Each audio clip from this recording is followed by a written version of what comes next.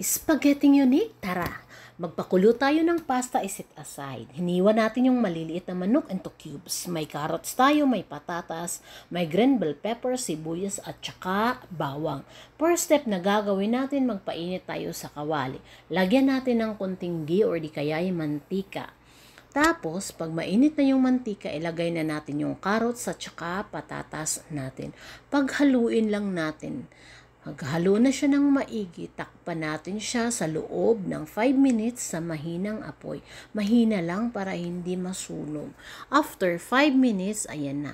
Iset aside lang natin siya dito sa tabi ng kawali kasi malaki naman yung kawali ko. Hindi na tayo maglagay ng ghee kasi meron na. So, ilagay na natin yung sibuyas natin. Pag ang aroma naman ng sibuyas is lumabas na talaga, syempre, ilagay na rin natin si bawang. Yung apoy dyan, nilakas-lakasan ko pala siya ng konti. Pagkalagay natin kay bawang, hinalo natin konti, nilagay na naman natin yung manok natin in-slice into cubes na maliliit.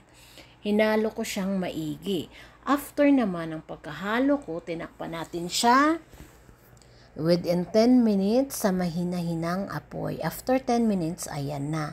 So, pwede na natin siyang timplahan ng black pepper, ng asin, crushed garlic, onion powder, ginger powder, at saka yung magic sarap natin, yung kalahating basong gatas, at saka cooking cream, at syempre, yung cornstarch natin, at saka harina na tinunaw, at kalahating basong tubig.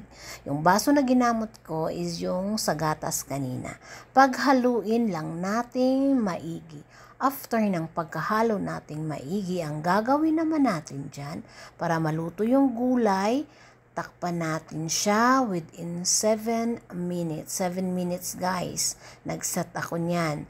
After niyan, pagbalik man natin, ganyan lang sa mahinang apoy, ilagay naman natin si spaghetti. Yung pasta spaghetti natin, paghaluin lang natin siyang maigi.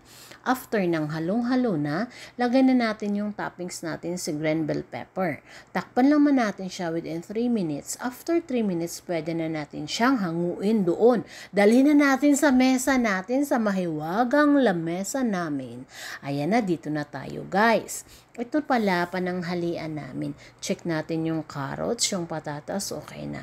O tingnan mo guys, masarap. Yung spaghetti pasta natin hindi masyadong luto. So, hindi siya mapuputol pag i-roll mo siya sa tinidor. Ayan na yung salata natin. So, kainan na! Thank you guys! Bye!